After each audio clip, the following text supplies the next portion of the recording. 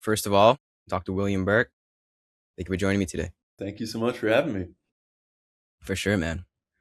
So, yeah, getting this thing started, would you be able to give us a little bit about who you are and what you do exactly? Yeah. Yeah. As it relates to this, I was raised in New York City in a family of yogis. We went to an ashram growing up called Siddha Yoga. I had a guru meditating since I was like 3 or 4, and kind of went the other way afterwards. I got a chemistry degree and then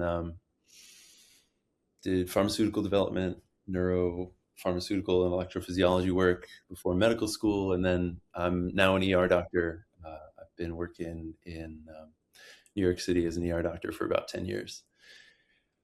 Also, in line with this, I also teach a course about how to love yourself and be present with your emotions. Um, I found in my journey that um, yeah, that there was just a lot of seeking, a lot of trying to fix myself. And I imagine your listeners may understand this journey themselves, that there's a certain amount of looking to find the way out through status or the next job or the next relationship or the next teacher or the next practice and whatever it is. And so I feel like I did that with medicine and research, and then tried to do that with spirituality, only just to find that the answer was actually right here, just being present, just rewriting patterns of self-hate, and yeah, just being with it. So Just being with it, being in the moment. yeah, well, being with the moment consciously in a way that you would, it's a lot of reparenting work, I guess, Mm, not just being present. Meditation can also be very dissociative. I don't want to be with this thing, but instead, when you can actually be with it lovingly, um, it can move through you. Uh, mm, yeah, hmm. and then settle down into meditation. So, you were born pretty much in a dharmic household, right? You were born a yogi in some way. Yeah, well, we're all born yogis. I'm sure of that. Mm, yeah. But yeah, born, yeah, at least with the path being a little more clear. So, how did that shape you? Because I feel, to me, that's so foreign, right? I think a lot of us have to sort of stumble into the path. I did, at least. My parents don't know anything about yoga. They still think I'm crazy, probably being a yogi and, talking to these weird people on the internet. Yeah, for sure. So that's so foreign to me, like being born with people that are literally welcome you onto the path of Dharma. How did that shape you into who you are now? Do you say that was a great help or maybe a hindrance?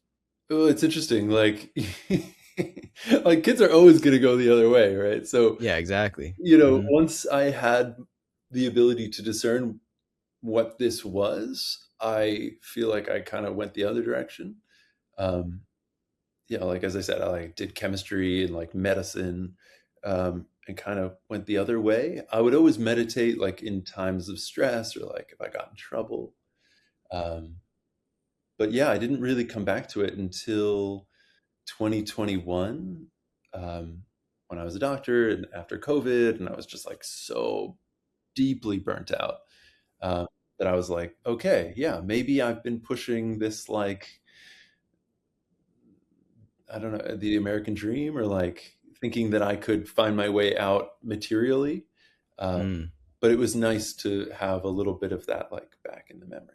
Oh yeah, okay, maybe there is a path that looks different than accumulation or um, winning and Yeah, winning. winning. Yeah, exactly. Yeah, that's so interesting because I've heard that from many, many people. Many people have made it per se. Right. And, when you get to that point that you've yearned for years, it's like, now what? Yeah. Yeah. And I guess the now what is the spiritual path, right? Honestly, I mean, yeah, I think to some degree we have to do it, and we have to find out how hollow it really is when we get there. Yeah. Yeah. Jim Carrey has this quote, and you probably know it. It's like I wish everybody could get rich and famous so they hold on, I'm gonna look it up just verbatim. One second. No, it's You true. probably know what I'm talking about though. I mean, I understand the idea. Yeah. Hold on. I want to get it word for word. I don't want to mess it up. I think everybody should get rich and famous and do everything they ever dreamed of so they can see that it's not the answer. Oh man, yeah, totally, totally. Yeah.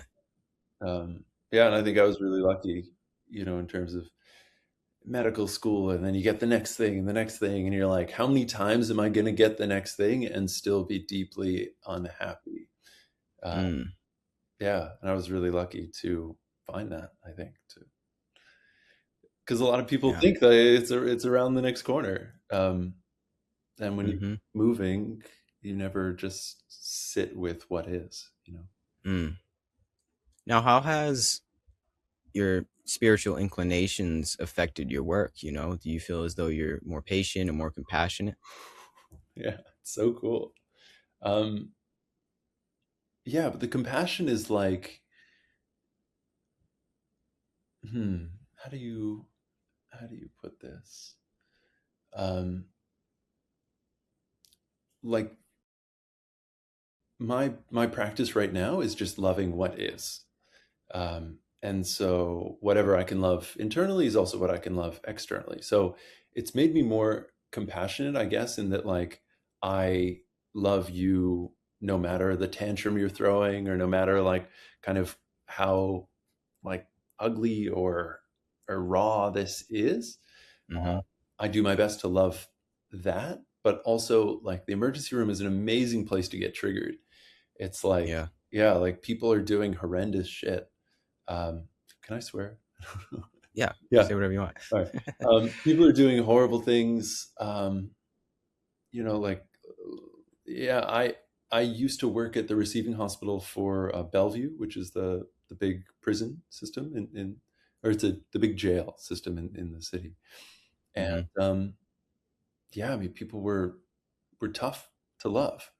So my spiritual practice is like loving that, especially loving that even harder. Um, Yeah.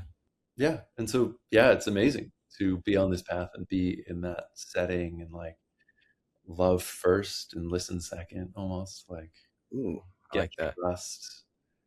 Yeah, because like everyone's freaking out. I mean, the emergency room is like the place you go on your worst day, and so people are having their worst moment of their lives oftentimes. Um, Yeah.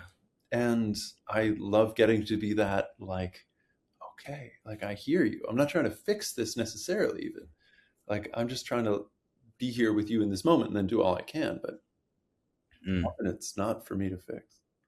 I mean, if you were my doctor in the ER, I'd be like, oh, okay, I'm gonna be all right.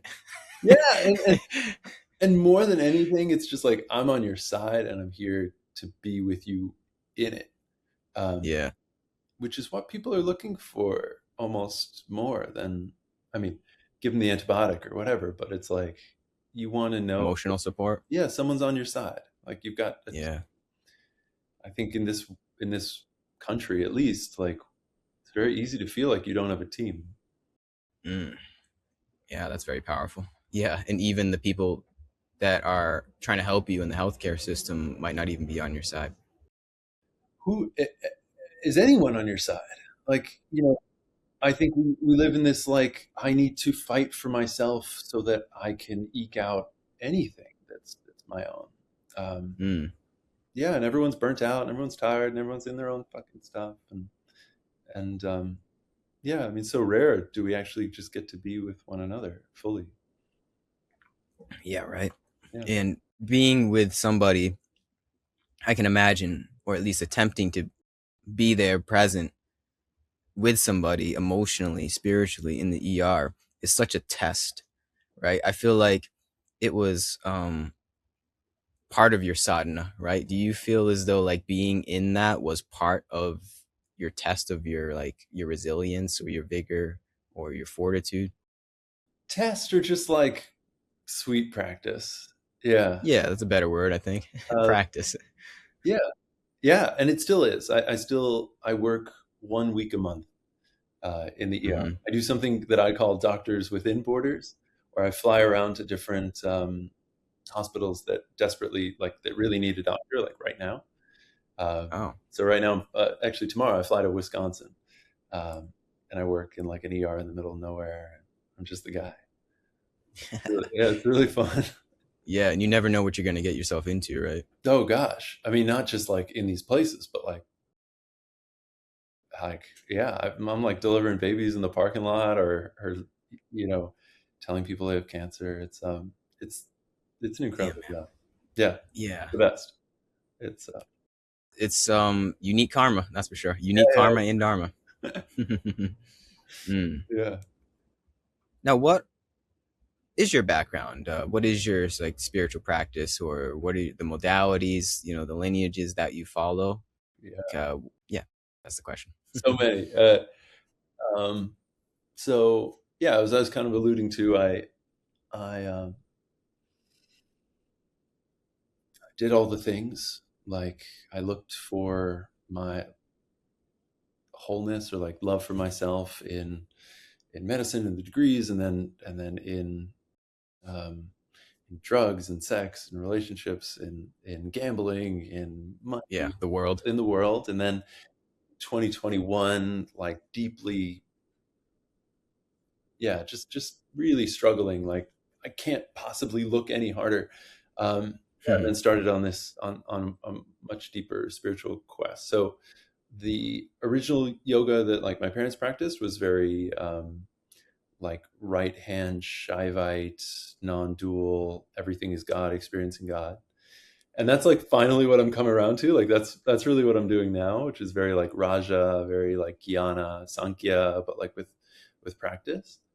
Um, and so, but I took like a real voyage. So I started facilitating sound meditations. I did like a real psychedelic journey, men's work, um, tantra, like a real dive into classical left hand, like Gaula tantra, and then also like the neo tantra, Western energy Shakti stuff. Um, so I did that for like 3 years, like quite devotedly. Uh, this is going to sound totally crazy, but I think you're game for that. Um, Yep.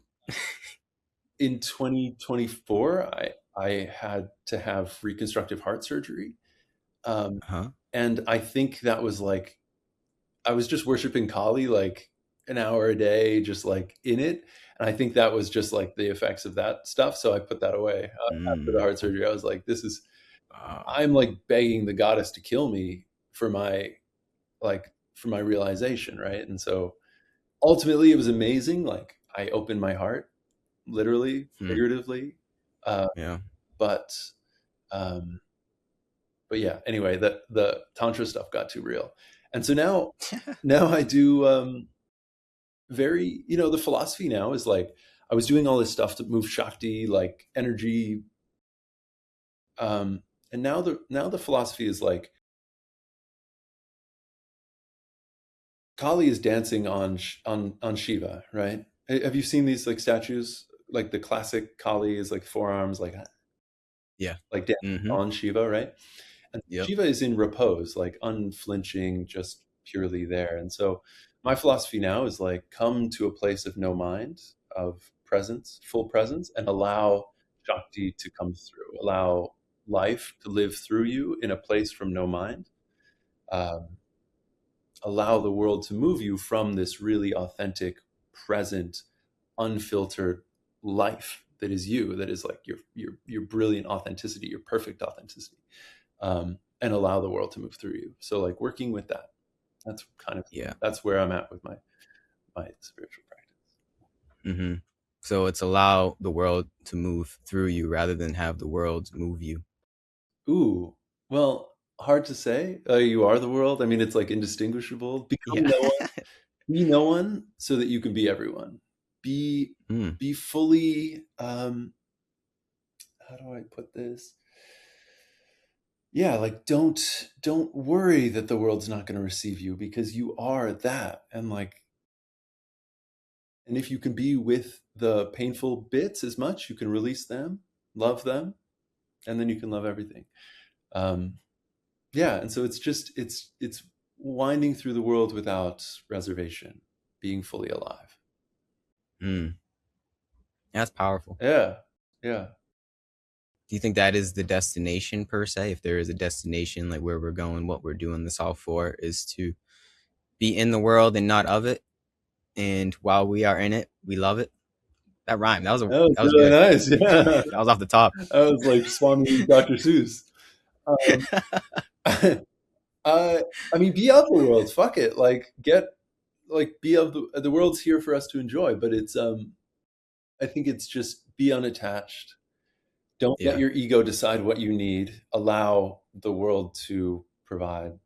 Just be in the flow. Be fully yourself, which is not conditioned by old thoughts or present thoughts. I mean, thought. My understanding is like thought is always in the future or in the past, Mm-hmm. and to be fully present is to be without thought and just be with the life as it comes. Uh, Mm-hmm. and if that life that comes is fucking gold watches and cocaine in the strip club, God bless you. You know, that's not me. But all I'm saying is that nothing is wrong. Like the world is Yeah. not wrong. There's no morality necessarily like in in the path. It's just like you don't want to necessarily decide that's the goal. Yeah. That's where you get Now that's very tantric. There's no right or wrong. Everything is permitted, everything is right? permitted, but only if it arrives Mm, naturally. that's good. Yeah, Yeah. yeah, yeah, So you don't force it. yeah, yeah, yeah. But it's in the forcing, which is in the ego, which is in the mind, which is in the past, which can Mm, never be fully bliss present. yeah. Yeah, Mm. I think that is the truth, 100% what we just described. But there seems to be a correlation of once you get on this wavelength, what comes to you in the world most likely is not the strippers, the cocaine, no, the benders, right? no, So it's like, yeah, be with everything, but there also is a change in your life and the energy that comes to you for sure. It's like, yeah, you can embrace it all if you want to, but it's not going to be like that. There is still like a change. Just because you can embrace it all doesn't mean what you should embrace. How do I put this? You know what I'm getting at here, though, right? definitely. Yeah. It's hard to explain, but it's like, It's not things you want, you used to think you wanted that you end up really enjoying. yeah, that's really all it is you start to attract different things in your life. Definitely. Definitely. Yeah. Yeah.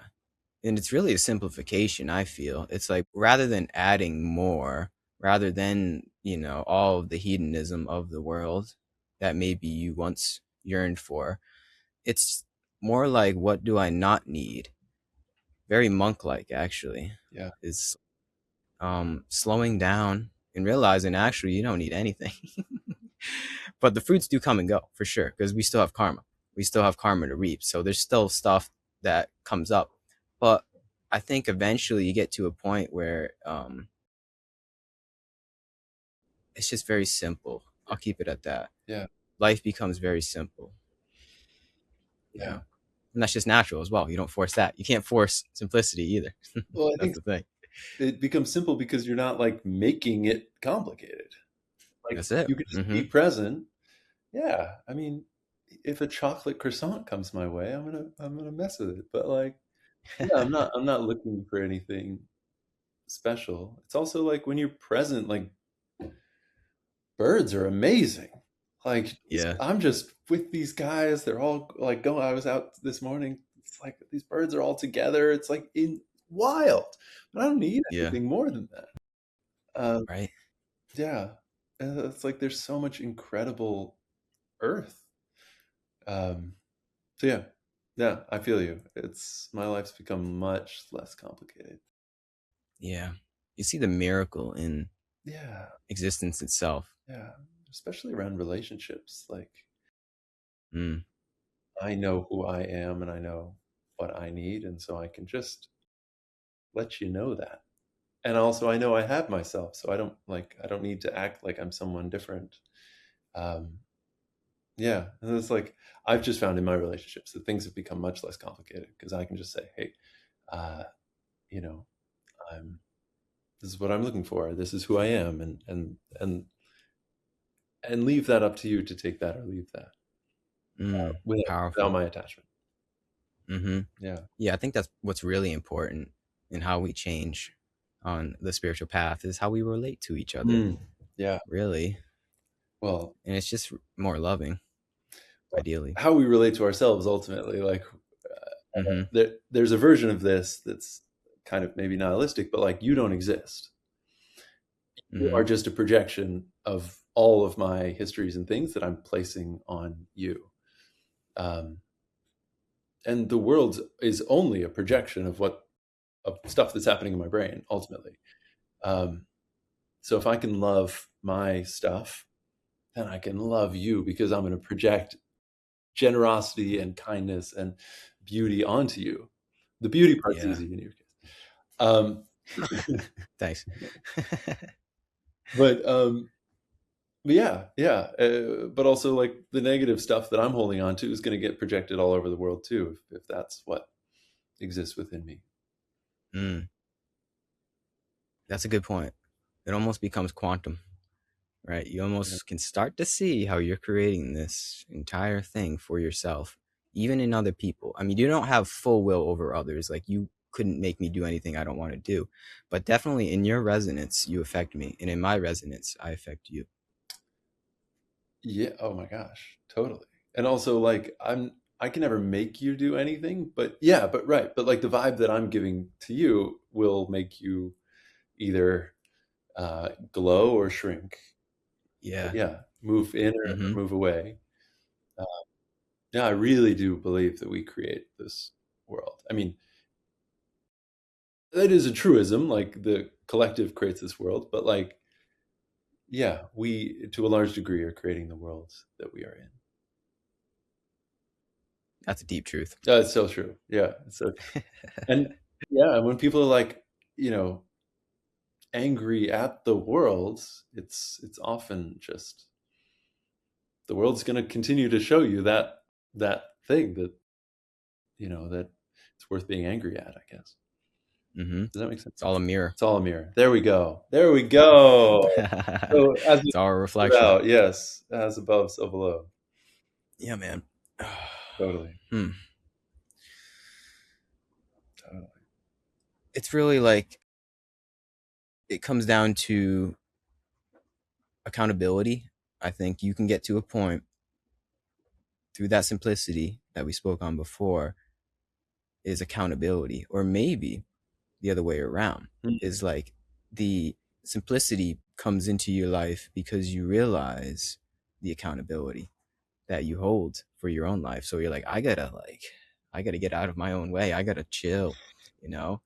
And I think really that is the culmination of the spiritual path in all versions of it. You know, you could say it's Buddhist, yogic, um, tantric. Really, I think it comes down to saying, whoa, I'm creating this mess. I might have done it many lifetimes ago as well. So I have to figure this out. I have to sort this out, or else I'm going to keep suffering. So, yeah, man, accountability is what it's all about. I think like the measure of where someone is on their path is how much they can embody the idea of their triggers being treasures. Like Mm, I'm yeah, sure you've heard this concept, just that like what I'm seeing in the outside world is really just a reflection of me. And if yeah, I'm triggered by something or I don't like someone or something happens that I don't, yeah, it's like, and I'm not saying like violence is your fault, something like that, but like in so much as like I didn't like when they said this or something like that. That's something that in you is still unresolved. Uh, mm, so yeah, every time I get triggered, I'm like, yes, yes. What is this yeah, saying about me? What is this saying about something that I have yet to fully feel, fully exactly. forgive or be compassionate towards? Yeah. I love Mm-hmm. it. I love it. Yeah, I've got like a Right. list. I make like note cards. Triggered, yeah, because it really is a thing that, yeah, to me it's a treasure. It's like It's a way of looking inside. It's a trailhead. Yeah. Yeah, I mean, that's also a destination of the path, is seeing how everything is for you. Everything is for our growth, 100%. right? That might sound corny and cliche. I'm pretty sure we've all heard that before, but it really is the truth, man. Yeah, From this vantage point, it's like, well, how is this? How is this? You turn it around. You turn the camera lens back on itself exactly. through every situation. Ideally, I'm not perfect, definitely. There's a lot of times where I'm like, this guy, Yeah, why'd he say this to me? yeah, I still take the victim mindset, but right. work in progress. And it's hard. It's like, yeah, it's hard because our patterns are pushing us towards the opposite. But Hmm. yeah, as much as we can. But the opposite is what pushes us in at Ah, the end of the yeah, day. it's all comes around. Yeah, for sure, for sure. Yeah. Yeah, yeah. But we'll keep learning Mm. the lesson until, or we'll keep getting the lesson until we learn it. That's it. Um, Hmm. yeah, yeah. And it's tough too because you don't really know how to. I don't know. At least I was never taught how to be with difficult emotions. I was always taught like meditate and don't feel whatever. But um, a big part of what I teach now is just how do you listen to an emotion as it arises? How do you honor it, thank it for showing up, even when you've labeled it as bad or difficult or like uncomfortable? Um, Honor it, love it, update it. Um, Update it. Yeah. yeah, because like I believe that we're like so heavily conditioned by our childhood, and maybe Hmm. no matter what, like there's no perfect parents, and there's no yeah, there's no like no one comes out of the womb as a Buddha. I don't think, or perhaps we come out of the womb as a Buddha. We're conditioned in the world Yeah. in any number of ways, like um, you know, and um, and then we have patterns, and those patterns need to be rewritten. Um, but it's really hard. It's hard to like love the thing we've been running away from for a decade, two or three. Mm. Um, yeah, but once we can, Hard. just sit with it. I mean, it's hard. It's also just like, how do you love a kid who's crying? You know, you just have perspective. Like, oh, this is someone who's hurt. This is someone Mm. who just needs a little bit of love. That's it. Yeah, Just a little bit of love. just a little bit of love. Yeah. We all have that hurt child within us. That's the Totally, thing. totally.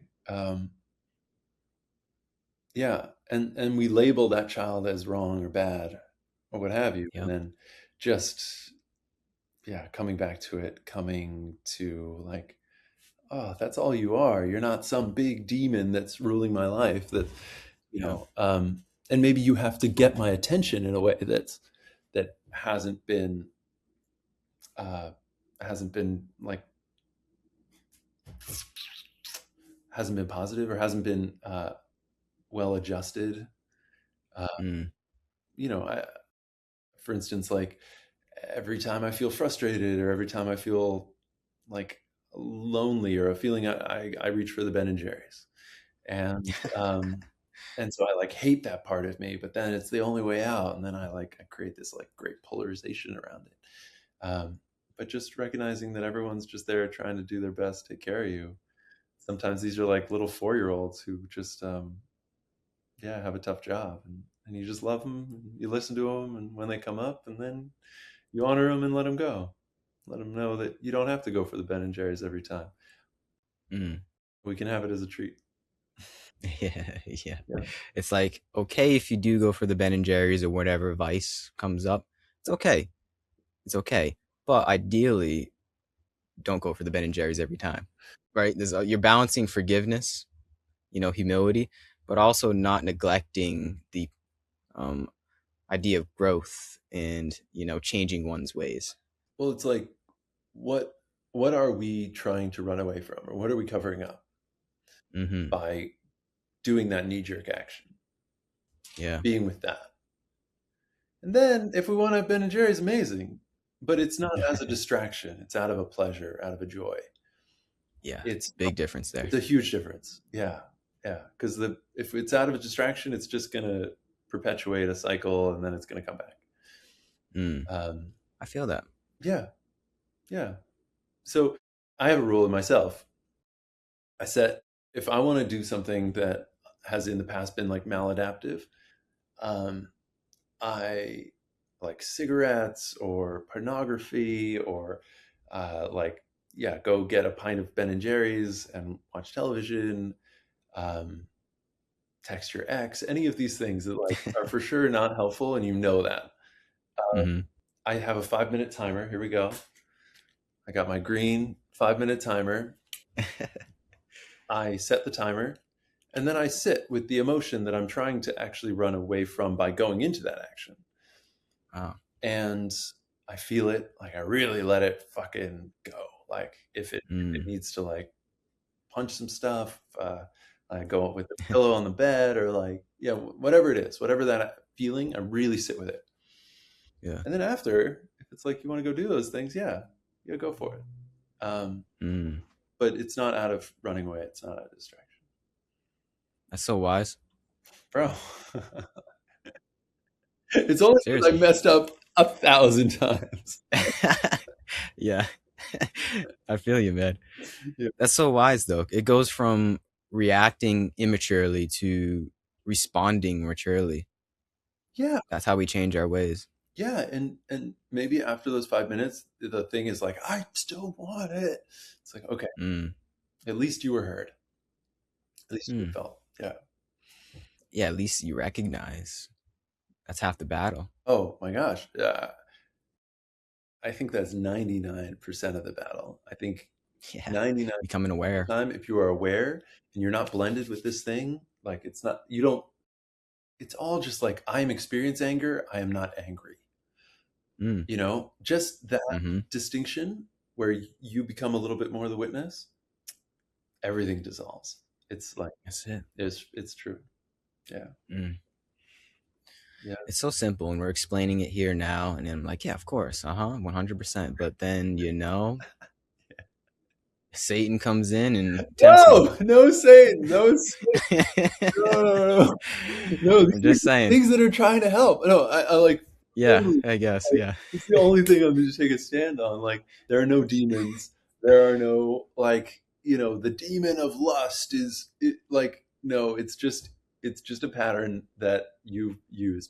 And when you say it, I don't know if you're being serious about it, but like I was making a joke, kind of, but Okay. Well, no, yeah. it's something I really feel strongly about. When people like are like, yeah, I got to get this out of me. It's like that thing is just going to get louder. That thing is just going to get more Yeah. aggressive to do what it feels like it needs to do its job. Um, Yeah. and so when you take like a stance that it's bad, it's going to feel bad and it's going to keep being like a bad kid. And like when the worst thing I Mm. think is when a kid labels themselves as bad because then it's like, fuck it. I don't have to do anything. Like I don't have to get better because I'm just bad.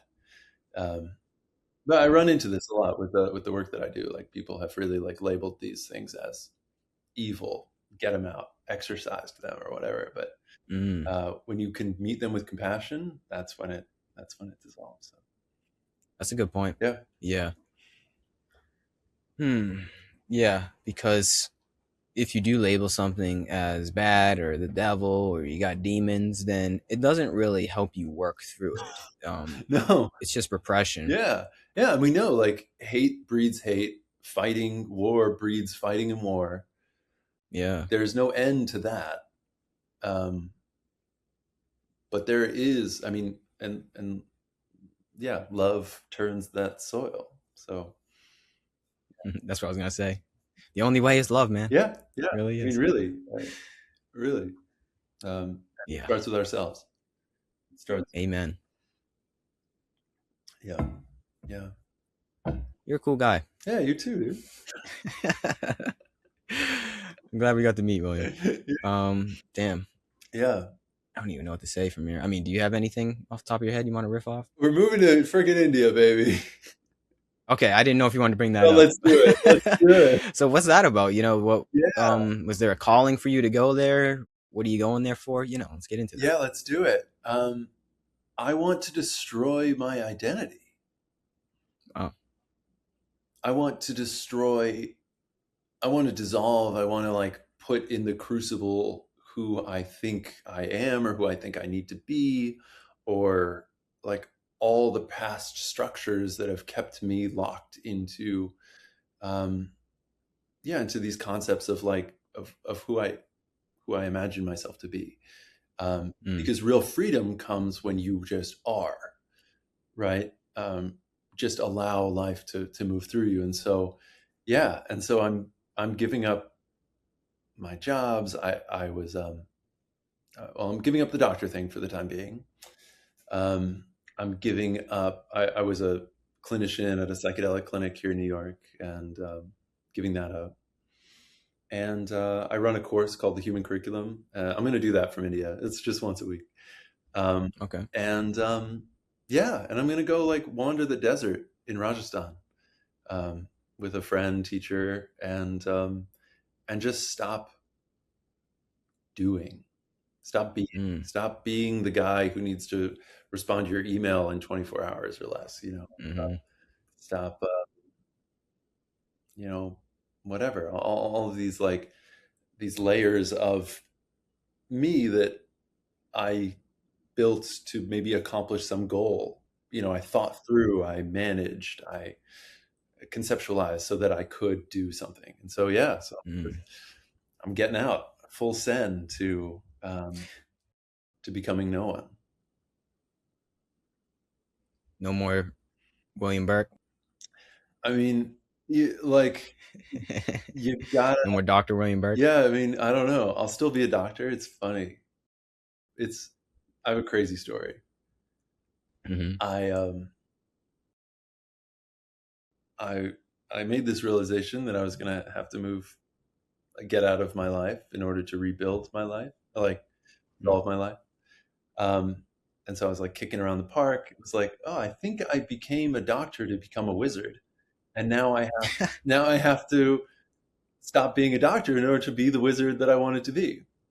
I say Wow. wizard like loosely. I just like do live the magic of life, and and I was kind of like kind of mourning that version of my life that was the Mm, doctor that I really enjoy. Um, and as I'm like walking down the hill that I've made this decision on, I pass a field and there's some boys in the field, and and one of the boys is laying down like in a weird position. And I'm like, oh, is he going to be okay?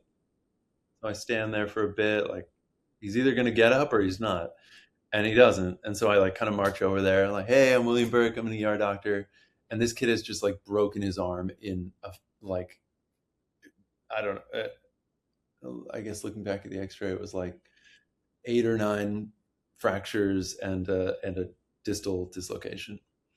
wow. So like if he lifted his arm, it would just like it would come down. Hmm. And so we just like scooped up his arm and like walked him over to the ER. And he was young, and so I stuck with him until his parents arrived.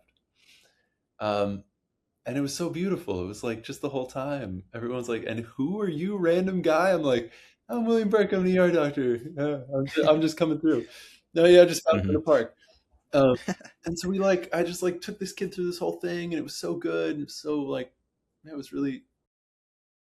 It's just funny that it was like 5 minutes after I decided I'm no longer a doctor that I was like a doctor for 2 hours with um, this random guy. Anyway, this all just to say that we think we are doing something, and it's often just it's often just not at all what we think. Yeah. So I'm going to go to India. Maybe I'll become a Bollywood star. I don't know what I'm going to do, but start by wandering the desert. Yeah, Wow. yeah, Yeah, the universe has a sense of humor in that way. yeah. The universe really is. Yeah, yeah, really does. Just when you think you got to figure it out, like, oh, I'm gonna go to India, become a sage, a wizard, no more doctor thing, and all of a sudden, 5 minutes later, it's like, oh, you Yeah, think you're in charge here? yeah, yeah, yeah. Yeah, What are man, you doing? that's Making funny. plans. Yeah, Hmm. yeah. So that's the next step. I'm leaving in 2 weeks. That's cool. Yeah. Now, what do you think? I mean, you already kind of explained it, but what do you think it will grant you? Just like this essence of freedom, like a just a whole switch up in your life and the narratives that you still hold. Like, yeah, could you get more into what you think being in India will give you as a person in terms of fulfillment, in terms of, your purpose in life?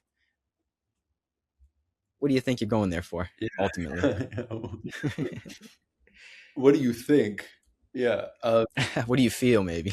No, I mean, I don't have a lot of expectations because, that's kind of like expectations will sink the ship. Um, But you just know there's like a pull. there's a pull. Mm, Things opened up in a way, like a teacher dropped into my life that just felt like the right thing to do.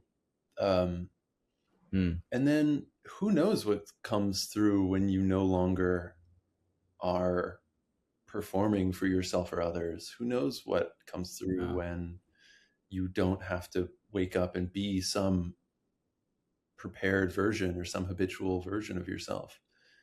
mm, Yeah, I'm going to India to be free. I see. I think that's what we all yearn for in some way. Totally. Like, how do I just be myself and Mm, that thing? Um, and yeah, we create a lot of structures. mm-hmm. Yeah, I see. So it's dismantling the structures. dissolving the structures. Exactly. Yeah. Yeah. Ironically so, it will probably only create new structures in India. It's hard to navigate this world without structures. Yeah, they need a little structure, but You it's need like don't a- become too attached to the old structures, right? Exactly. Keep building, keep on going, And I think if I'm remain sitting, fluid. exactly, I'm sitting in my life now in New York City, I'm surrounded by the structures that I've built. I'm a Mm, prisoner in a cage of my own creation. damn. Right. Yep. We all are. Yeah. Um, people see me as this thing, expect me to show up. I mean, this is the worst part of celebrityism. Like, this is the cage of being a celebrity. It's like people expect you to show up in the way that they saw on television, or that you see in Yeah. your YouTube talk or whatever. Mm-hmm. Um, yeah. So I'm not going to comb my hair. I'm not going to shave. I'm just going to be whatever is. Not going to perform so that people like me. I don't know. Like, I think Yeah. we grow up with this idea. It's like, show up in this nice, polite way, do this thing, make this money, all these structures that keep. Mm-hmm. Yeah. And who knows? Maybe you'll get there and be like, okay, I'm all set with India, and then come back, Yeah, yeah, yeah. right? I mean, I'm not gonna move to India. I don't think. Um, yeah, I I wanted to spend the summer in Gabon, so that's also like on my list. Uh, What is it? Where? Gabon in Central West Africa. Gabon. I don't never heard of that. Is that a country? Yeah, it's a country. It's I'm ashamed that I've never heard of it's Gabon. okay. It's near Congo, Cote d'Ivoire. Okay. It's French. It's where Iboga comes from. Uh, really? Yeah. Oh, Um, interesting. and so, yeah, I've had some powerful experiences with Iboga. Mm, So, yeah, I want to go hang out with those guys, like the OG. Do you know anything about Iboga? a little bit. Sure, Never done it myself. you have done it. I have not. Oh, you haven't. Okay. It's wild. Okay. Preface to all the listeners: I am not recommending this as a physician. I do not recommend or promote or any of this. But Hmm. I don't know if you've like seen the data on it as a psychedelic, but it is like it just blows the roof off of everything else in terms of neuroplasticity. Um, and people go to these ibogaine clinics. Iboga and ibogaine are related, but somewhat different. The same way like THC and marijuana. Um, but Iboga comes from the Pygmies in Central Africa, and the Pygmies are like the OG humans. Um, these are small humans that live in the jungle that have not changed their ways for millennia. And Mm. iboga comes from these people, and it's still served in this Witi tradition that is the tradition of the original humans. And like the chanting's insane, the wisdom is like so dirt, it's like mud, it's like raw, it's like life, it's like that same Kali goddess energy, but Uh. just of the earth. It's like really delicious. And so yeah, so my plan was like spend the summer in with some like yeah, with some pygmies, like with some real humans, Wow. unfiltered humans. Um, I never knew that. So the pygmies are like closest to the pure Homo sapien, yeah, I mean, is what you're saying? The original Homo original sapien? Homo sapien. I mean, we kind of they're the same. Like we are the same species. Like we can still mate with them, but they're like small jungle dwelling people. You think they would welcome you in? I don't know. Is it that easy to go chill with the pygmies? I don't know. I just trust that like if I go over there, something's gonna happen. Yeah. Um, yeah, Wow. yeah, th- That's funny. yeah, yeah. So Gabon, I'll see you there. Uh, Yeah, we'll meet and hang with the pygmies. 26. We'll do another podcast. Yeah, right. Um, The white men of the pygmies. well, yeah. I don't know. Yeah, yeah. I think they're at least seeing what that life is like. I mean, not as a Yeah. tourist. Like I Must be want so something visceral. sweet. I want to like taste what it was to be human before, Oh yeah, right? right? Before we farmed, before we, and it's fascinating. Like within a pygmy tribe, there is more genetic diversity, despite them being so insular. Um, it's like there's some very interesting magic happening um, in Mm. Central Africa. Yeah, man, that's the cradle That's a great. It of is straight up yeah, great. us. Exactly. Like Mm-hmm. I want to go back 20,000 years. Mm. It must be so visceral That's to be tribal like that, right? That's psychedelic. that's psychedelic. Yeah, 100%. Mm. To like live in the earth, of the earth. Um, yeah, we're so divorced from that. Mm. Um, yeah, I mean these people like anyway. Yeah, I don't know if they. I mean, maybe I show up and it's nothing like what I imagined, which that's usually for the good. It's really a good thing. Yeah. But yeah, so India at least until then, Wow. and maybe I won't go. But I hope so. Well, I'll just say this too on that point. I think in order to be accustomed to that tribal lifestyle, to actually be okay with it, I guess, you have to grow up in it.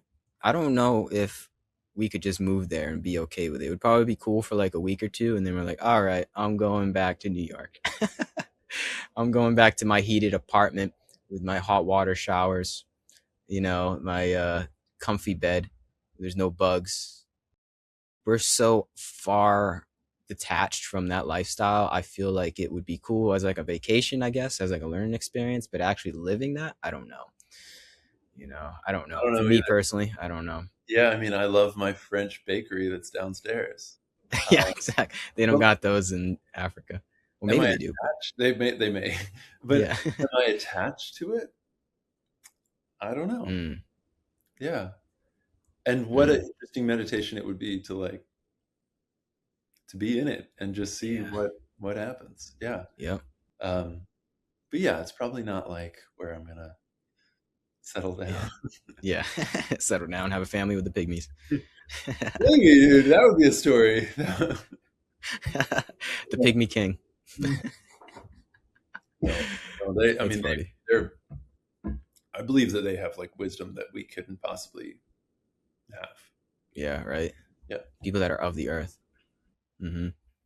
I went to Guatemala one time in yeah, Lake Atilan, yeah, and it's like the last vestige of the Mayan civilization. yeah, So unique. The people there, the whole culture, everything is colorful. yeah. It's just like a different world, man. And I hung out with the shaman. Long story, but it's just like when you are in a different world, you kind of feel the wisdom in a way that is like it's hard to explain. It's like, yeah, they're in touch with something that we're not in touch with over here in Boston, in New York. They they're tapped into something, and essentially, I think it's the earth. I think it's like being one with your environment that you were born into. There's something about like the earth intelligence that these people haven't lost. We lost it. You know, we have these concrete jungles that we live in and fake nature in like Central Park, you know? But it's like when you're in it and of nature, I think it grants you something that we don't have as Westerners, you know? Yeah. Well, I'm curious. Like on one hand, yeah, like I believe that. On the other hand, I believe that we're like deeply vibrational beings. Yeah. And the whole idea of like vibes is very real. And Mm-hmm. how much of that is just like the vibration of the earth, them being just in that harmony with the earth, and like how much can we just drop into that actually if we go back home? Mm. And I guess that's my curiosity in going to Gabon is like, um, yeah, how much human is left in this human? Yeah, right. Yeah, Mm. yeah, Interesting. yeah, Well, on your note of going to India and meeting with your teacher, I think that is a pivotal part of the path. Not for all of us, but I think there is something about spending time with people that are more in tune with themselves, um, that are wiser, maybe, that are more inclined to the path that rubs off. So vibes rub off. yeah. Or harmonize, or like, Harmonize, yeah. Sync um, up, align. yeah, Many yeah. different words for it, yeah. Um, yeah. You know, the best thing about a guru illumines your inner wisdom. Mm, And yeah, the best thing about being with a teacher, and I've had a number of, I've got some incredible teachers here too, is just being in their presence and like watching them human, watching them live yeah. their lives, and like, oh, we can do it like that.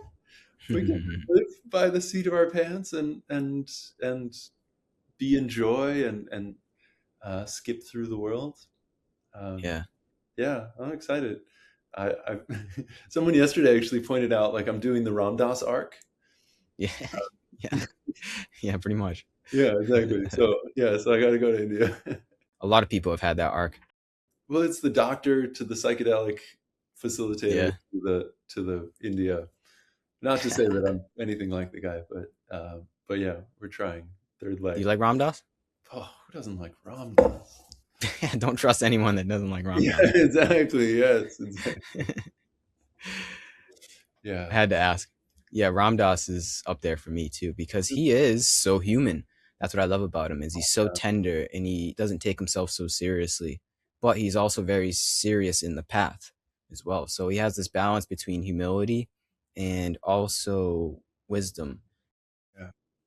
Yeah. Yeah, I think he's like the teacher for the Westerner. Maybe not all of us, but I think he can appeal to a lot of us for sure. Totally. Yeah. I mean, yeah, he changed my perspective on perfection, also Mm. on sexuality. Oh Um, yeah. he's yeah, yeah, Yeah, right. He's just so open. He's just so like, so open, nothing to hide. Yeah. yeah. I love the guy. I love Yeah. Ramdas. Shout out Ramdas. Yeah, also in terms of like his psychedelic advocacy, because not a lot of people that are well, at least open about it in terms of being on the yogic path and into psychedelics, right? And he's open about it, how much psilocybin helped him, you know, what he was doing in the 60s with Tim Leary, and then being on the yogic path, the Dharma path, also at the same time. That's such like a that's like I see that in me. Or maybe I learned that from him. But there's something that I think a lot of us can learn as Westerners, as Americans, from Ram Dass. That's what I love about him. He's just like so relatable, Yeah. right? Hmm. Yeah. While also being so like incredibly refined. Like his Yeah. message is just like it's so Yep. packed down. It's so true. Mm-hmm. Um, Yeah, yeah, and I love it. Like, yeah, I mean, he was very much living in this like Hanuman open heart service. It was, yeah, someone really to look up to, not just for their for message. sure. Like for instance, like an Alan Watts, like incredible message, like not necessarily like lived the thing on a day to day. Mm.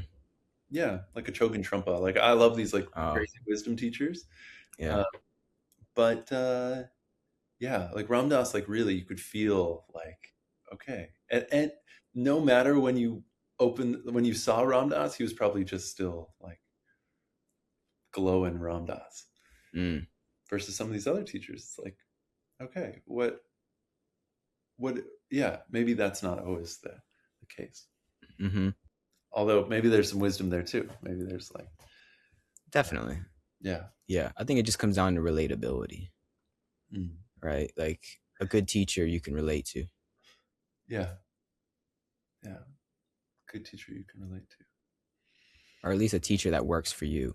You have to be able to Here we go. relate to them. Yeah, yeah, yeah, yeah, yeah. And that's the tricky thing with like studying all these Eastern traditions. Um, It's hard to relate. yeah, I mean, like I was like really into tantra and like these like tantrics that were like doing puja all day and like and it's like I don't even know where that fits into my life. Yeah, right. I'm just trying to get through the Yeah, day, man, you know? yeah, yeah, yeah, exactly. Yeah, you're sitting out there doing japa and yantra and like Yeah. where's the entry point? Yeah, versus this guy. Mm. Yeah, he's quite open all the ways he's fucked up. Right? That's it. That's really what changed. Like, you know, the way he related to like his lust, like that that all of his perversions and lust, it never went away, but it just became like smaller voices or voices that just like seemed a little cuter, a little less like controlling.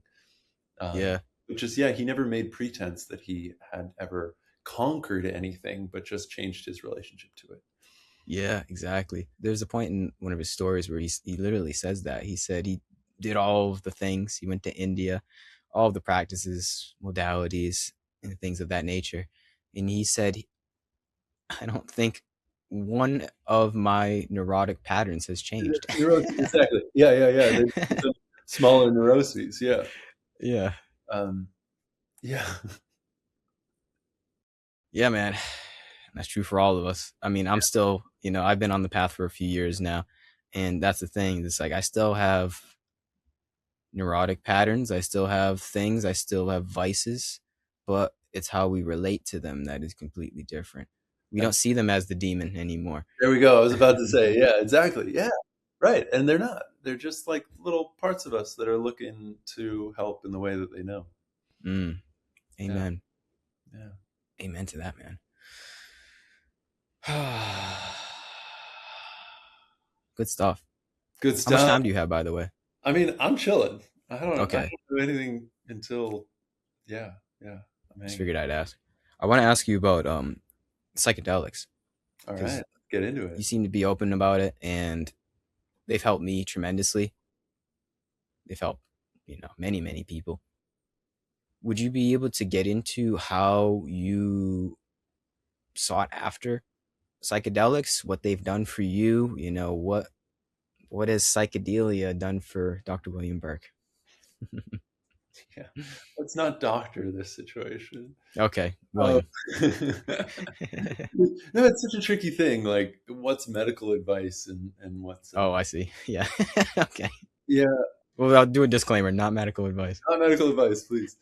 Um, I mean, I kind of discovered them in college. Um, wasn't hugely fascinated. Did ayahuasca a few times, like in medical school, I think. Um, had some really powerful opening experiences. I'm actually like really moving away from psychedelics. So they've been very helpful in my life. Um, Opened things up, made me face things that were difficult to face, especially iboga. Like iboga is painful, is difficult. Um, but it's like you pay for your lessons. Like I've never Mm. learned something that wasn't hard. Um, Mm-hmm. and so just, yeah, I believe that like we use psychedelics and we go to these ecstatic states, and that's not always a helpful thing. Mm. Yeah, like um, what's the saying? Like the path to heaven feels like hell, and the path to hell feels like heaven. I never heard that before. Well, I believe in the psychedelic context, it's true. Like often we come into these psychedelic spaces with with frameworks for understanding ourselves and our lives, and they're often egoic, often mind centric, often. And when I say egoic, they like are like us versus them, or I'm this way because. Um, I've heard many times like people coming, in, oh, okay, I'm gonna do psychedelics, and they help me realize that I am this way because. And oftentimes that can be colored by compassion and forgiveness. That's amazing. Um, but I've also seen a lot of cases where people have done a lot of harm, um, Mm. because either they're not with a facilitator who understands the cultural context or the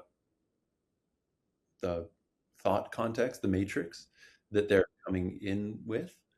Um, in the ayahuasca context, it's like these shamans will cure you. Well, do you need to be cured, or do you just need perspective on the things that are keeping you from being fully alive? Uh, Um, yeah, so I just think there's a lot happening in the psychedelic worlds. Like, I think there's some things that can be quite disempowering around psychedelics. Like, this medicine will fix you, and as a ER doctor, like I'm really good at that. Like, take this medicine, you'll get better. But in the psychedelic context, I think that's actually quite harmful. mm. Yeah. I think there's a lot of like, yeah, different people with different things, projections. Um, a lot of people who want to be healers. Um, and I think a real healer is just someone who makes space and allows you to heal yourself. Uh, Mm-hmm. and so, yeah. So anyway, so just like Ram Dass, I got really into this. I've done like tons of trainings, and I help run a psychedelic clinic in New York. But I've taken a big step back just because um, I think to do it correctly, you've heard of like set and setting, Yep. but I believe that there's like set, setting, and matrix. Um, and the matrix bit is the way that we build our lives and the ways that we create community around this work, or the ways the setting, the mindset, for instance, needs to really, we need to have practices, we need to have community, we need to have ways of imagining the world that then we bring the psychedelics in and they illuminate that. Mm. But when you're not doing that, and oftentimes people don't really want to make space for that, they want to have the big experience, the big revelation, and then go back to their lives. But to do it right, it takes a lot. It takes a lot of shifting of of ways that we think of ourselves, think of other people, think of the world. Um, so yeah, I think there's a way to do it. I'm working on it, but um, but for now,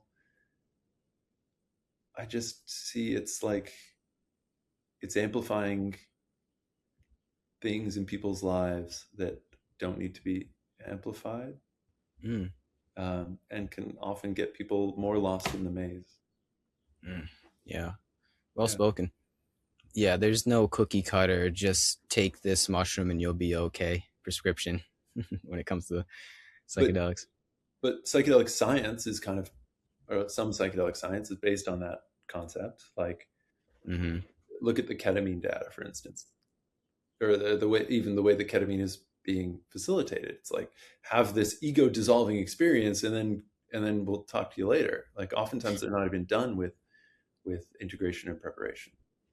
Yeah. Uh, and Hmm. then what happens when this is rolled out, in a large scale? Like, are people going to Mm-hmm. have the guidance by someone who really is grounded in their stuff, or the therapist that took a 6-month course and is now blasting people off?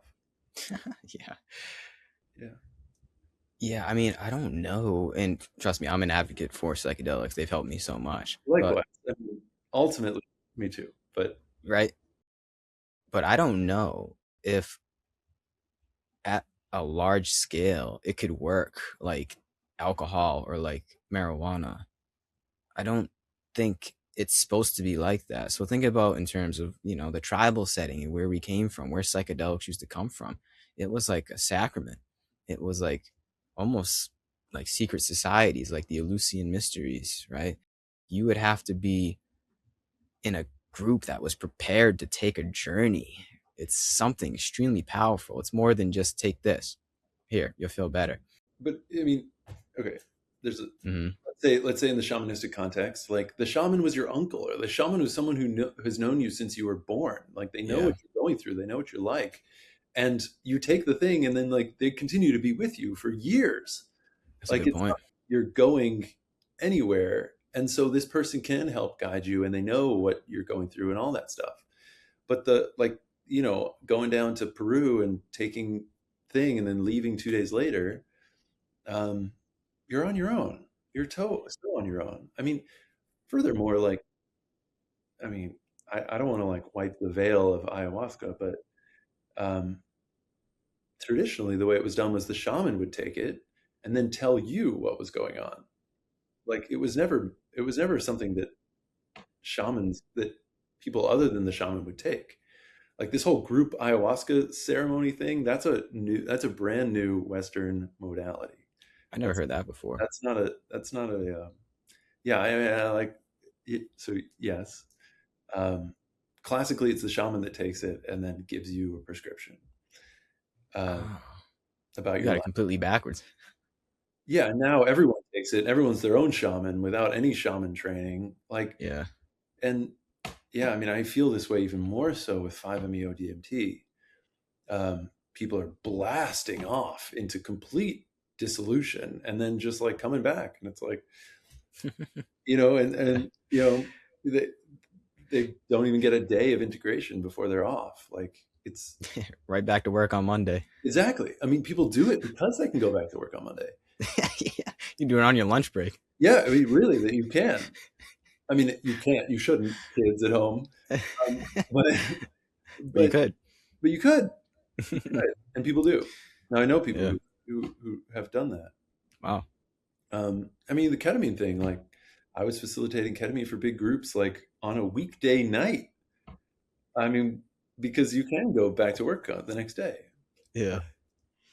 but I think we give lip service to these things being a sacrament, but we're not willing to do the things that actually like need to be done in order to take a sacrament and Yeah. make it Hmm. uh, sacred. Uh, Hmm.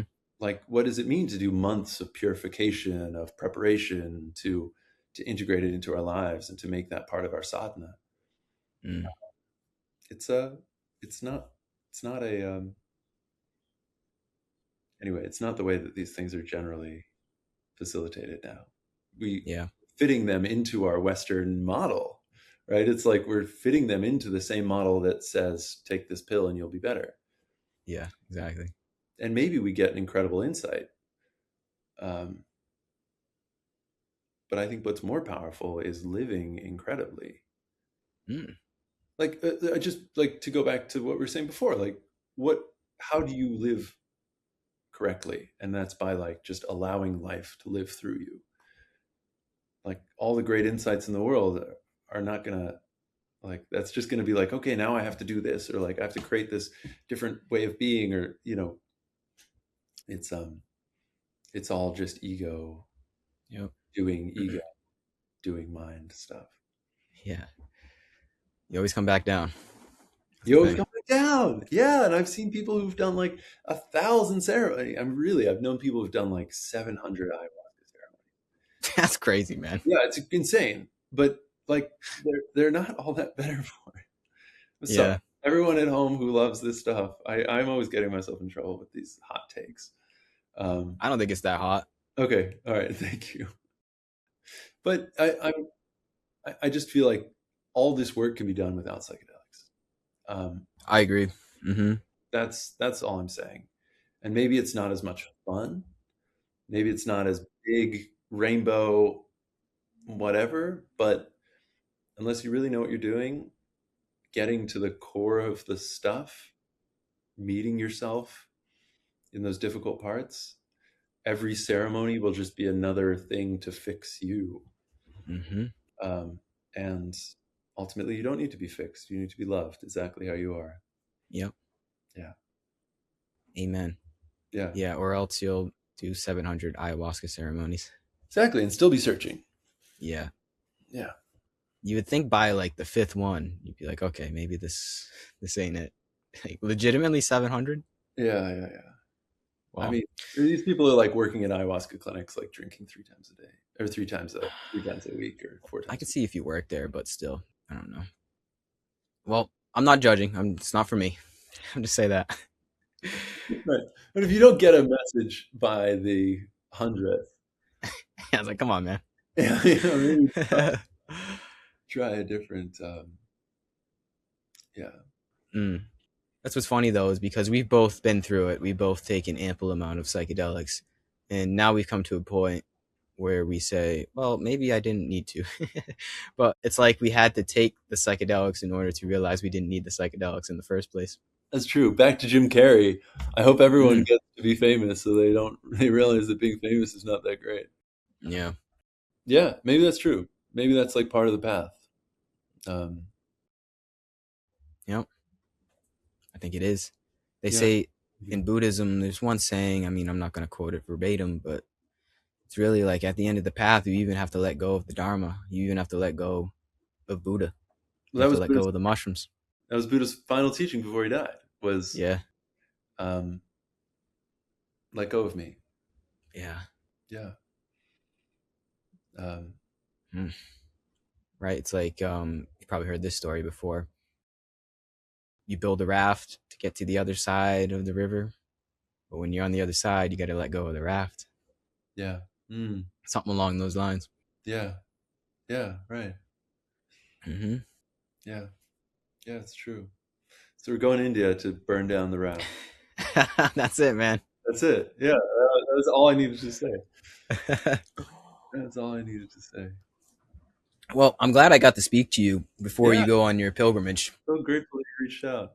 It was, Yeah, it feels very fitting. yeah. And maybe, we can tap in when you're over there and we can see how you're doing. I love that. Maybe, yeah, you can meet the guys, Yeah, meet the after you side. adopt the Swami name. Yeah. I don't know that. That's never appealed. I Um, feel you. but yeah, yeah, I'd love that. Yeah, Yeah, this man. is kind of nice. This is kind of like a landmark in where I'm at. I'm So honored. yeah, grateful. Well, I think we can start to wrap it up, man. I think we came Yeah, full circle. This was I think so beautiful. too. Yeah, You're an awesome guy, yeah. Likewise, man. Thank you so much. for sure. I, well, yeah, I did one of these, yeah, like a year ago, and I don't know. Yeah, I'm grateful that we had this together. Right back at you. Do you have anything else you want to say, though? Or you want to keep it at that? I think that's it. Appreciate you. If anyone wants to check me out, William Berk, MD. It's William Berk, MD. Instagram.com. I'll see you there. Awesome. I'll link all your stuff down in the description Okay, for cool. people to find you. All right, cool. Dr. William Burke, thank you for joining me today. Thank you, Gary. Such a pleasure. Peace and love, everybody. Bye, y'all.